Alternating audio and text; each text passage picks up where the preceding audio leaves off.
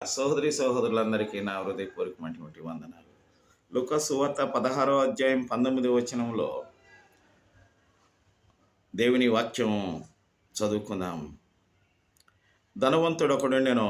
అతడు ఊదా రంగు బట్టలను సన్నపనార వస్త్రం ధరించుకొని ప్రతిదినము బహుగా సుఖపడుచుండేవాడు. లాజరును ఒక దరిద్రుడుండెను. వాడు కురుపులతో నిండిన వాడై ధనవంతుని ఇంట వాకిట పడి ఉన్నది.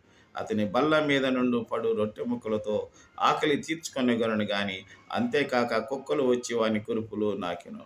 దరిద్రుడు చనిపోయి దేవదూతల చేత అబ్రహాము రొమ్మున ఆనుకొనుటకు కొనిపోబడెను. ధనవంతుడు కూడా చనిపోయి పాతిపెట్టబడెను. అప్పుడు అతడు పాతాళములో బాధపడుచు కన్నులెత్తి దూరము నుండి అబ్రహాము అని అతని రొమ్మున ఆనుకొని ఉన్న లాజరును చూచి, తండ్రివైన అబ్రహామా, నా యందు కనికరపడి తన వ్రేలి కొనను నీళ్లలో ముంచి నా నాలుకను చల్లార్చుటకు లాజరును పంపమని ఈ అగ్నిజ్వాలలో యాతన పడుచున్నానని కేకలు వేసి చెప్పాను అని వ్రాయబడింది.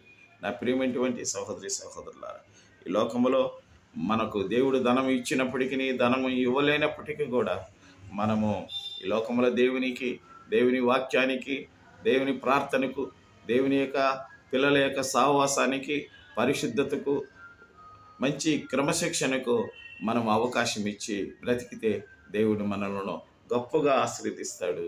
ఆయన మనలను ఈ లోకంలో నుంచి పరలోకానికి, పరదేశికి తీసుకువెళ్ళి ఆయన ప్రక్కలో కూర్చుండబెట్టి మనల్ని సేదతీర్చే దేవుడు గనుక మనము నిత్యము ఆయనకు కృతజ్ఞతలమై యుందుముగాక. ఆమేన్.